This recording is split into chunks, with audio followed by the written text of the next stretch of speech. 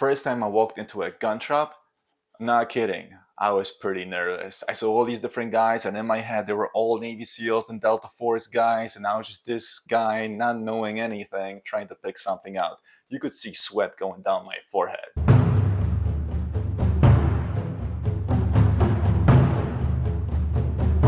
As soon as I got to the counter, the staff couldn't be nicer.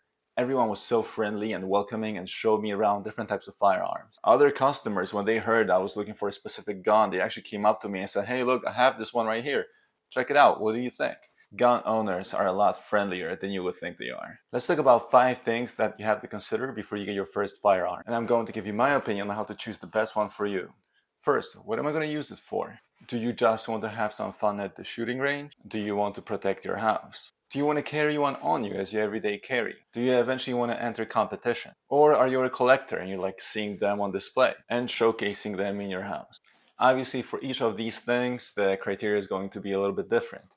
If you're going to carry it on you every day, you want probably something small, something light, something that gets the job done at the same time. Something that you can conceal, something that you can put maybe in your pocket, in your purse, whatever you carry, something easy to use. If you just want to have fun at the shooting range, there's really no restrictions. Go all out, do whatever you like, get whatever size works for you, whatever you think is cool. It's just so you can have some fun. If you want a gun for competitions, you want a speed gun, it's a whole lot of different things that you have to look at. It's things like the trigger, the compensator, the thumb rest, maybe the red dot. It also depends what kind of rules is the competition following. If you're looking for something to protect your house, you can afford the bigger gun, maybe with a flashlight on it. There's numerous benefits to those. And obviously, if you're a collector, maybe you want more historical pieces, something like a cool 1911 or a favorite gun from your favorite movie. Second thing, what caliber to get. We hear a whole bunch of talk about 9mm, 10mm, 45 ACP. Which one is stronger? Should you get a 1911 and 45 or a 9? Well, you have to make that decision. If you're shooting bears or, big game animals, you might want to have a 45 ACP for that stopping power. If you're just an everyday guy, I would recommend stick with 9mm. It's the cheapest and it gets the job done. If you want more stopping power, get some hollow points.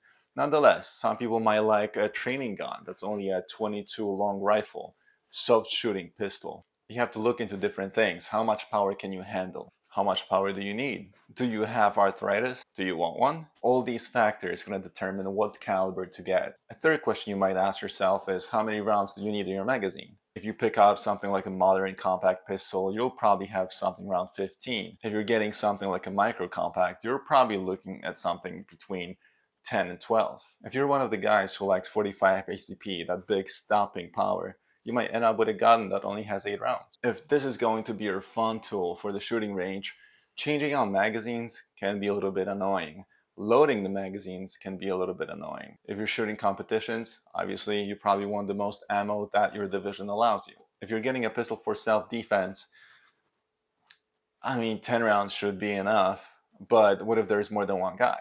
Do you really want to be caught with your pants down when there's multiple people coming at you? If you don't live in the free state, like New York or California, you are limited to only 10 rounds, and that's it.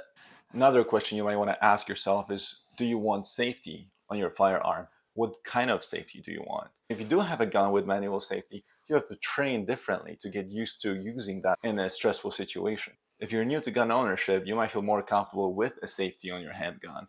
If you're somebody more experienced, you might see that as a hinder.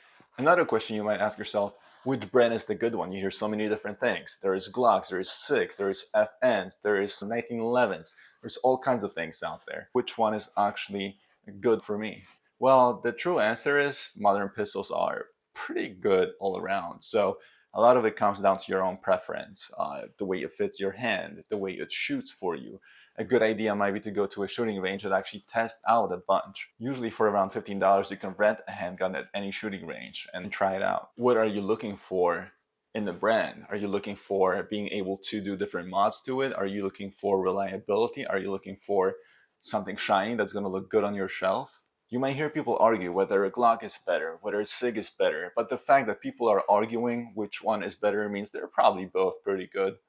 So it comes down to your preference and the way it shoots, the way it feels in your hand. If I could give you my advice, I would say get something that's probably over $500. If you're getting pistols below $500 mark, you're most likely going to run into some trouble sooner or later. And you don't want to run into trouble in a moment of crisis. Obviously, speaking about the price, what is your budget? Like I said, I don't recommend you should go below $500.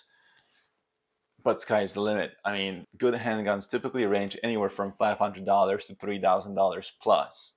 And I'm talking about getting your entry-level Glock to getting something like a staccato. That's a $3,000 competition handgun. That is, by the way, absolutely phenomenal. If it's going to be your only gun, you might want to get something that's more rounded, that accomplishes a lot of different jobs for you. I remember when I was getting my first gun and I was super stressed. I wasn't sure if I was gonna get this brand or that brand, this size or that size. I had been stressing and stressing trying to figure out the right gun for me. And guess what? A month later, I picked up another one. And then a month later, another one. So you know what? Don't stress it too much. Which one is my favorite?